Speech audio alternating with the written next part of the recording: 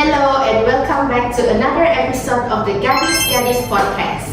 I am Yumi and I'll be your host for today's deep dive into the digital engine that powers Southeast Asia's most widely used super app, Grab. In our previous episode, we explored how Grab expanded from a ride-hailing service into a one-stop lifestyle app, integrating food delivery, payments, logistics, and even financial services. But today, we're zooming in on the tech and data empowering that transformation. Because behind every seamless delivery, every payment, and every notification is a network of a real-time data and tech infrastructure working hard to make it all feel effortless. So, in today's episode, we'll unpack the system architecture, the way data is used to personalize and optimize the experience, the challenges this strategy brings, and what we can learn from it. Joining me are our regular guests, CHAIREEN. Hi. Our tech-savvy product manager, JIHAN. Hi. Our resident data strategist, and IRFAN. Hi guys. Our on-the-ground Grab user. Let's get started. So, CHAIREEN, let's begin with the basics. Grab runs so many services on one platform. How do they manage to keep it running smoothly? That's a great question, Yumi. Grab's modular system design, which functions similarly to building blocks, is essential to its seamless operation. Although each service operates as a distinct microservice, such as GrabPay, food delivery, or ride-hailing, they all have the same technological foundations. Grab can expand quickly and address problems in a single region without affecting the entire platform because to its approach. It makes me think of Alibaba's trilogy strategy, in which they harmonize tech, platform, and business logic to maintain agility. Similar work is done by Grab, which links infrastructure, back-end services, and user demand to maintain efficiency even as they expand.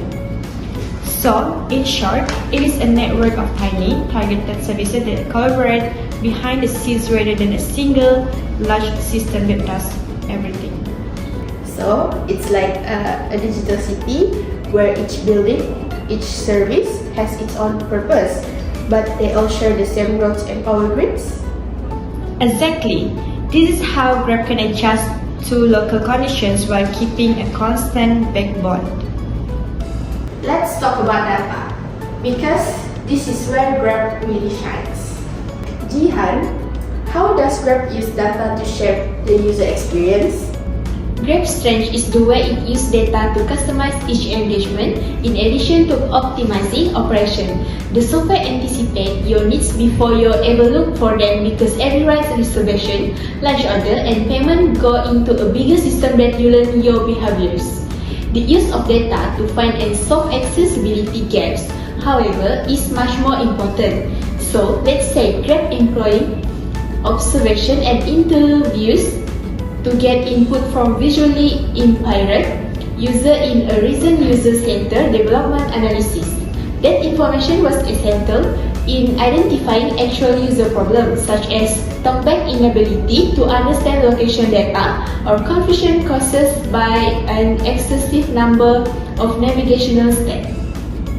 Exactly, JIHAN. And from a product standpoint, what jumps out is how Grab converts insight into features, particularly when feedback identifies friction areas that we would not notice in the data alone.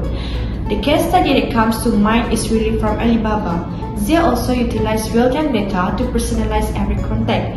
But what set them apart was how they layered in contextual information, such as regional purchasing habits or payment preferences, and then immediately adjusted the platform to reflect that. From my side, it's like an app knows me. I open Grab and it's already showing the bubble tea place I like or offering a discount at the same time I usually order dinner. It saved me time and honestly, it feels personal. That's the power of personalization through data. But it also raises questions, which brings us to the next part of our conversation. So far, Grab's tech and data strategy sounds almost flawless. But what are the downsides? Let's talk about the challenges. So, keeping innovation and inclusivity in balance is one of the challenge. Even with all the technology in place, visually challenged users were having trouble with basic operation like writing driver or scheduling pickup place, as demonstrated by the case study we discussed earlier.